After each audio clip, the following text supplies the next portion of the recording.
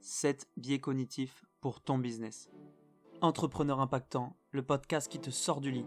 Moi c'est Lucas et je t'aide à faire exploser ton business et enfin obtenir la vie que tu mérites. Allez, c'est parti.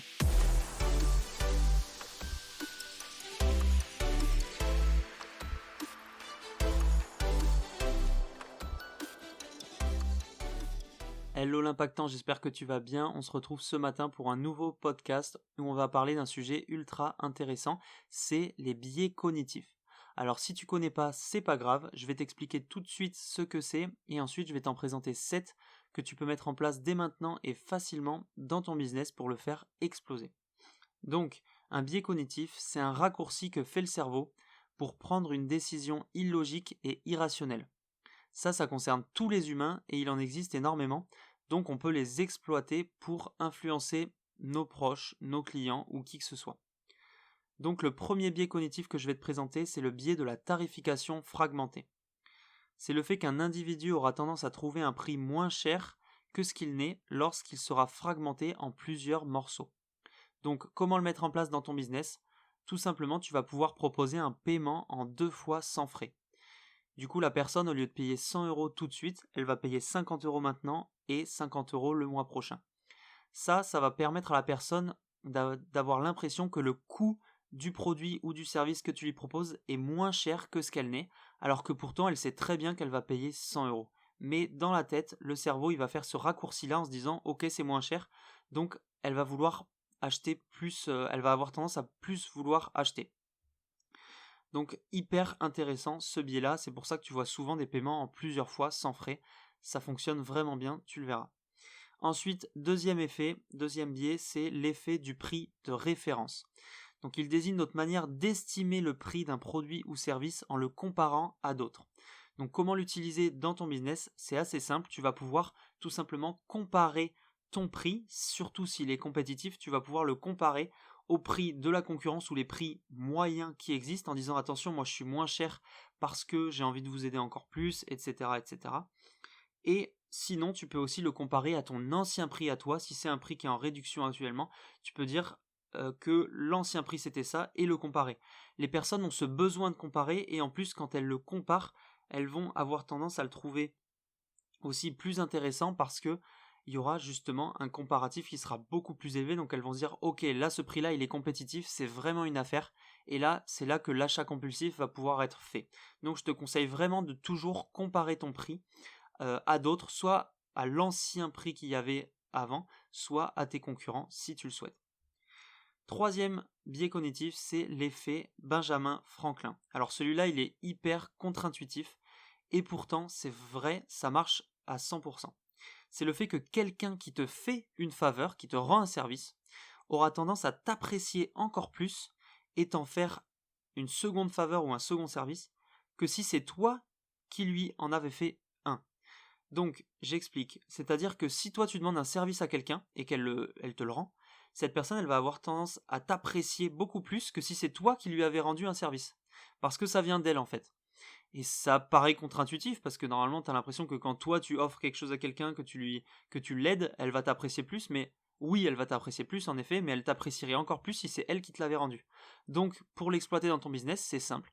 Tu vas pouvoir demander de l'aide à ton audience pour t'aider par exemple à confectionner ta prochaine formation, ton prochain produit, ton prochain service avec des questionnaires ou leur proposer de t'aider d'une manière ou d'une autre. Et en fait, quand ils vont commencer à t'aider, ils vont avoir tendance à encore plus t'apprécier et en plus se sentir plus impliqués dans ton entreprise parce qu'ils vont t'avoir aidé. Mais ça, c'est autre chose. Et du coup, ils vont avoir tendance à vouloir te rendre d'autres services. Et le prochain service, ça pourrait être par exemple qu'ils achètent ton produit ou ton service. Donc, c'est vraiment un biais qui est ultra intéressant à utiliser et qui est plutôt inattendu parce qu'on ne s'attendait pas à ce que ce soit ça. Quatrième effet, ça va être l'effet de coût irrécupérable. Alors ça, c'est très intéressant aussi, c'est le fait qu'une personne va être influencée de façon irrationnelle si elle pense qu'elle va perdre du temps, de l'argent ou les efforts déjà investis ailleurs. Ça, c'est ultra utile, par exemple, dans la niche du sport. Si tu veux vendre du sport ou de la perte de poids, des choses comme ça, tu peux l'utiliser facilement dans ton discours. Donc que ce soit sur ta page de vente, dans tes mails ou dans ton discours en général.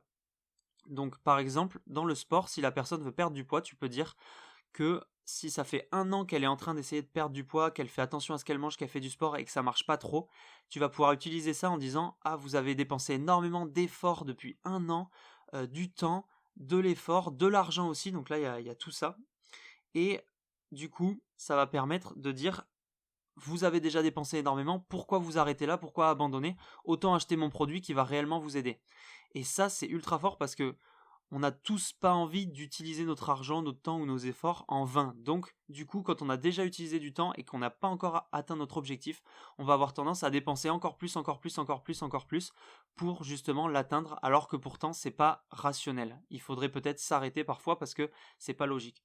Donc, utilise cet effet-là dans ton business, dans ton discours, tu verras que ça augmentera énormément tes ventes. Cinquième effet, donc cinquième biais cognitif, c'est l'effet du temps versus l'argent. C'est le fait d'être plus favorable à l'achat d'un produit lorsqu'on se concentre plus sur le temps qu'on va passer avec plutôt que sur l'argent qu'on va dépenser. Ça, c'est plutôt logique, mais en gros, tu peux l'utiliser dans ton discours en parlant vraiment du temps qui va passer avec, en le projetant avec ce produit dans le temps qui va passer avec, en appuyant vraiment là-dessus plutôt que d'appuyer sur le prix, même si le prix est compétitif. S'il se concentre plutôt sur l'effet que ça va avoir pour lui et le temps qu'il va passer avec, si c'est un objet qu'il va devoir utiliser tous les jours, tout le temps, dès qu'il est en voiture par exemple, ça va faire souvent, il va se concentrer là-dessus et il va avoir tendance à vouloir plus l'acheter que s'il se concentre sur le prix, même si c'est un prix compétitif. Donc tu peux vraiment appuyer là-dessus. Et ça va un petit peu avec l'effet suivant, le biais cognitif suivant, c'est l'effet de représentation visuelle. C'est le fait qu'un individu sera plus susceptible d'acheter le produit s'il peut s'imaginer l'utiliser. Et donc tu peux utiliser ces deux effets ensemble en justement mettant déjà une vidéo.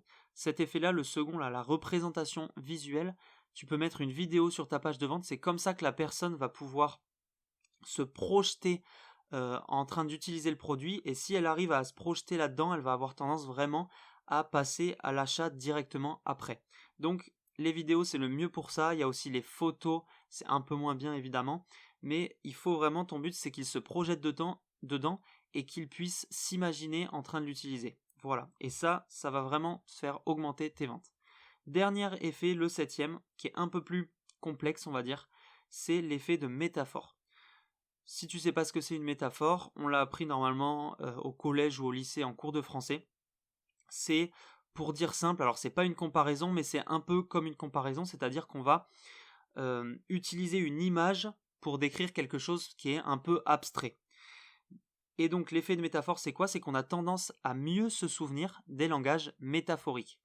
Donc, je te conseille vraiment d'utiliser la métaphore, que ce soit dans tes pages de vente ou dans ton discours en général, et ça va permettre aux gens de mieux retenir ce que tu dis, et donc peut-être, s'ils n'achètent pas tout de suite, d'acheter 2-3 jours après, parce qu'ils auront cette métaphore en tête, ça va rester dans leur tête plutôt qu'un discours classique où tu cibles juste les avantages du produit, les bénéfices pour elle, et c'est tout. Si tu utilises une petite métaphore, en plus une métaphore qui peut faire rire ou qui peut créer des émotions, ça peut vraiment être intéressant pour toi.